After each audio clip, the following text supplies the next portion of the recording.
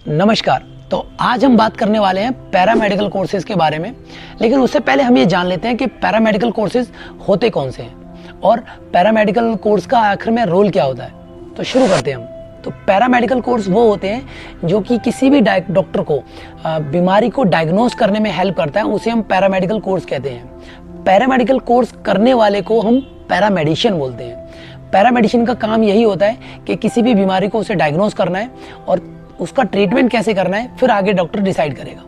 तो कुछ एक पैरामेडिकल कोर्स के बारे में हम जानते हैं, जैसे कि BSc anaesthesia, BSc nursing, physiotherapy, optometry, cardiovascular, ये सभी पैरामेडिकल कोर्सेज हैं और इनको परस्यू करने के लिए आपने नीट के एग्ज़ाम दिए होने चाहिए। साथ ही साथ आपने फिजिक्स, केमिस्ट्री और बायो, ये 3 सब्जेक्ट आपके पास होना ज़रूरी है। मे बी आपके पास 55% हो या फिर 60% हो, दोनों कंसीडर किया जाता है, बट नीट का एग्ज़ाम इसके अंदर मैंडेटरी है। तो शुरू करते हैं हम बीएससी एनेस्थीसिया से।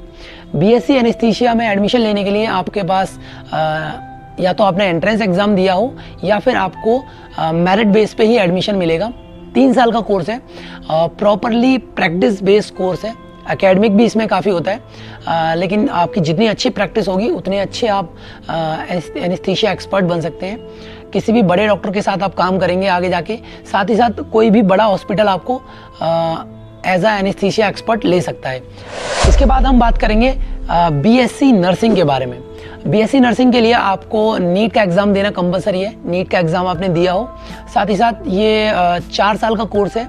मेनली इसमें स्किल्स को देखा जाता है, स्किल बेस्ड कोर्स है। पढ़ाई इसमें एकेडमिक थोड़ा सा कम होता है।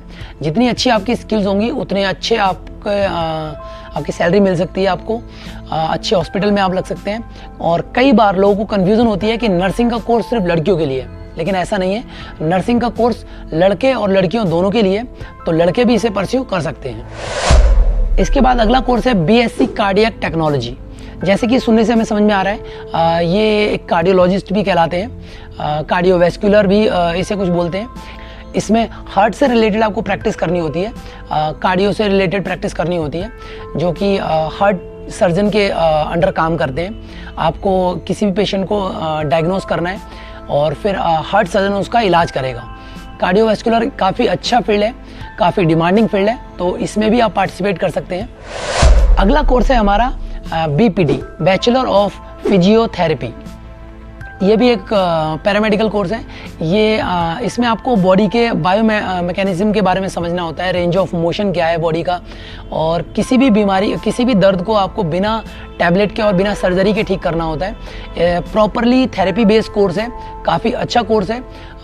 अगर आप इस कोर्स को करते हैं तो इसके बाद आप अपना क्लिनिक भी स्टार्ट कर सकते हैं या होम विजिट करके भी पैसा अच्छा अर्न कर सकते हैं। बड़े हॉस्पिटलों में भी इसकी अच्छी डिमांड है, स्पेशली स्पोर्ट्समैन, बड़े सुपरस्टार्स अपने पास एक फिजियोथेरेपिस्ट हमेशा रखते हैं। और बीपीटी एक 4.5 साल का कोर्स है, जिसमें कि 4 साल की आपकी एकेडमिक पढ़ाई रहेगी और 6 महीने की आपकी इंटर्नशिप होती है, जो कि फील्ड में जाके आपको काम करना होता है, जिससे कि आप अपने काम के बारे में समझ सकें कि एक्चुअल में मुझे काम करना क्या है। इसके बाद अगला कोर्स है बीएससी ऑप्टोमेट्री।